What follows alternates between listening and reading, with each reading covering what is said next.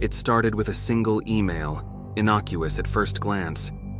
The subject line hinted at urgency, and the sender, a name I didn't recognize, claimed to be from the IT department. The message itself was vague, prompting me to click a seemingly harmless link to update my account details. Little did I know that this innocent click would set off a chain of events that would plunge me into a chilling tale of digital horror. As a regular office employee with a penchant for keeping my digital life secure, I prided myself on my ability to spot phishing attempts and online scams. Yet this email had an air of authenticity that made my guard momentarily drop. The link led to what appeared to be the company's login page, a familiar site that reassured me. Without much thought, I entered my credentials. The screen flickered for a moment, and I continued with my day, oblivious to the silent intrusion that had just taken place. Days passed, and everything seemed normal until strange occurrences started to unfold. It began subtly, a glitch in my email, unusual delays in file access, and a sense of being watched. At first, I dismissed it as mere paranoia, a byproduct of an overactive imagination. However, as days turned into weeks, the signs became undeniable. Someone, or something, was inside my digital realm, navigating the corridors of my private information with silent precision. Late one night, as I sat in the dim glow of my computer screen, an unsettling message appeared on my desktop. The words seemed to materialize on the screen, typed out in a hauntingly familiar font. "I see you," it read. My heart quickened, and a shiver crawled down my spine. Someone was not only watching but actively communicating, and the realization sent a surge of dread through my veins. Every attempt to trace the origin of these messages led to dead ends.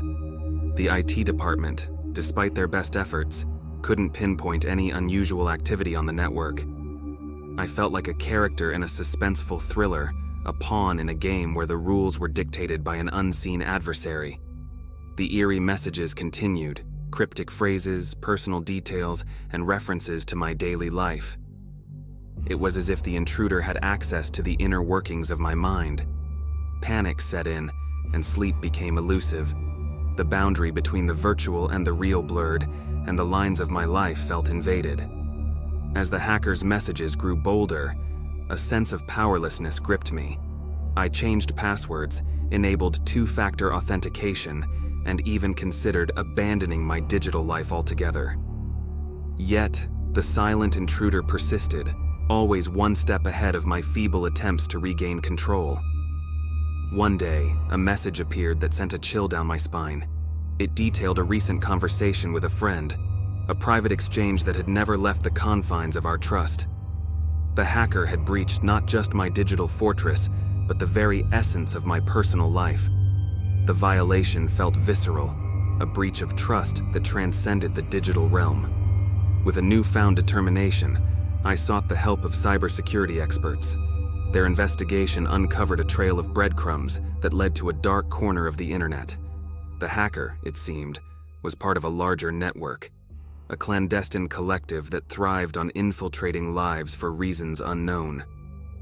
The battle to reclaim my digital sovereignty escalated. Firewalls were fortified, passwords became labyrinthine, and every online footprint was scrutinized for signs of vulnerability. The hacker, however, remained elusive, taunting me with sporadic messages that served as a haunting reminder of their presence. In a final act of defiance, the hacker sent a message that echoed through the digital corridors of my life. "You can't escape me." It was a chilling proclamation, and the weight of those words lingered long after the message had vanished from the screen. The ordeal, though eventually subdued, left an indelible mark on my perception of the digital world. The line between the virtual and the real had blurred, and the once familiar landscape of the internet now harbored shadows that whispered of unseen dangers.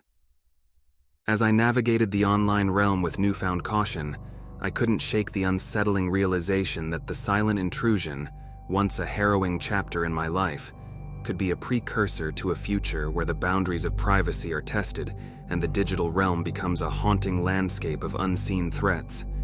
The hacker, a phantom in the shadows, had left an enduring legacy, a story of intrusion, violation, and the silent horror that lurks within the codes and algorithms of our interconnected lives.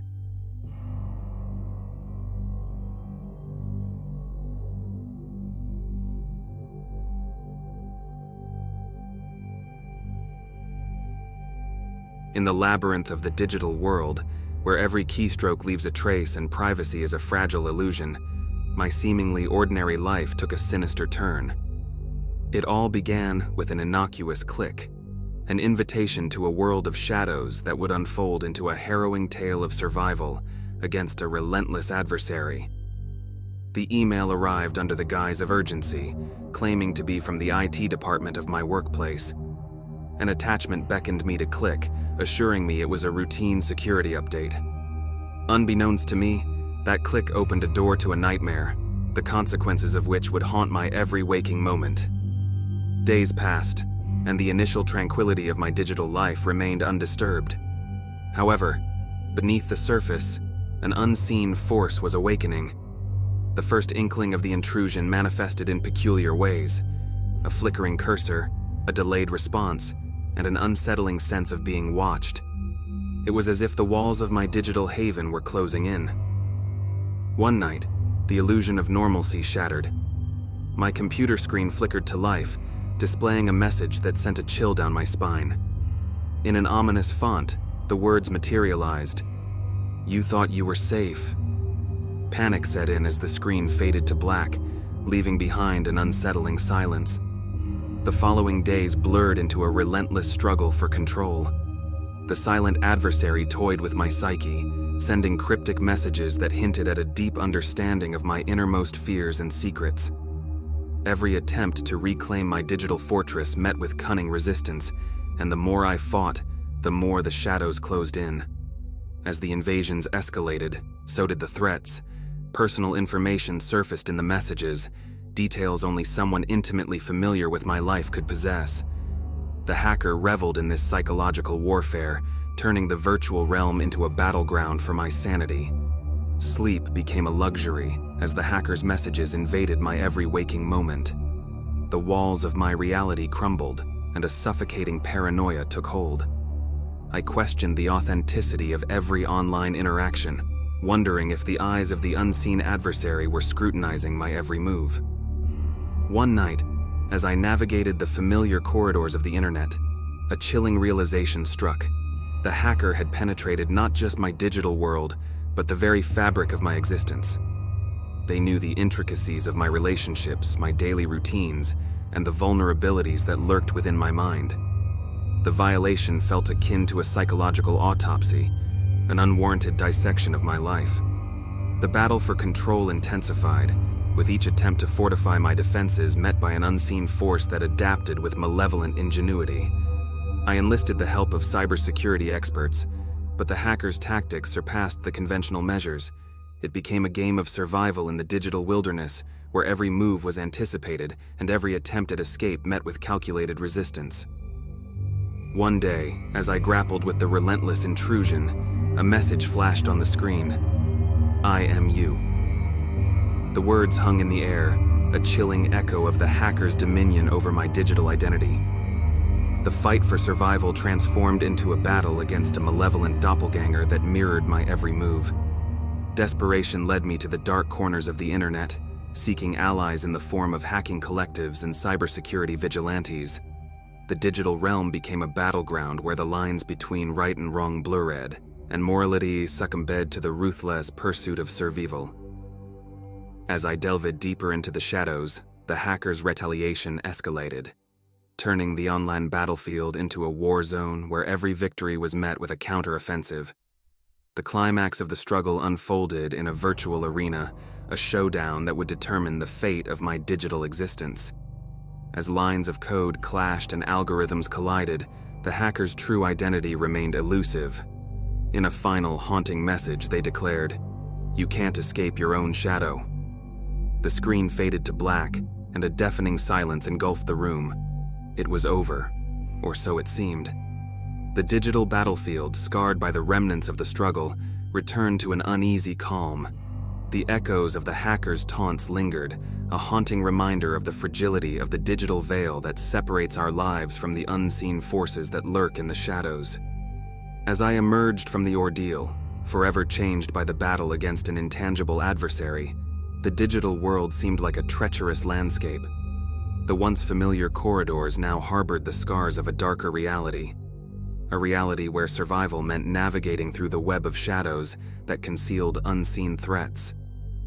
The struggle against the silent intruder had left an indelible mark, a chilling testament to the fragility of our digital identities in the face of an adversary that thrives on the darker corners of our interconnected lives.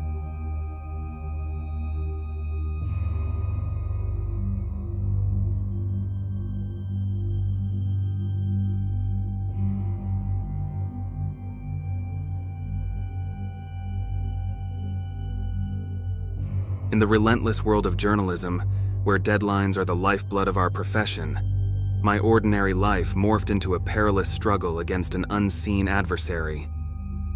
A routine day of investigative reporting became a high-stakes battle, pushing me to the brink of survival in the shadows of a life-threatening ultimatum. It all began with a tip, an anonymous source claiming to possess explosive information about a powerful figure in the city. As a journalist hungry for a breakthrough, I pursued the lead with an enthusiasm that masked the impending danger. Little did I know that my thirst for a scoop would plunge me into a web of deception, where every revelation threatened not only my career, but also my very existence. As I delved into the investigation, ominous signs manifested. Cryptic messages arrived in my inbox, warning me to abandon the pursuit of the truth. The unseen adversary, a shadow in the periphery, sought to silence the impending exposé. Ignoring the warnings, I pressed on, unaware that the pursuit of justice had transformed into a life-threatening odyssey.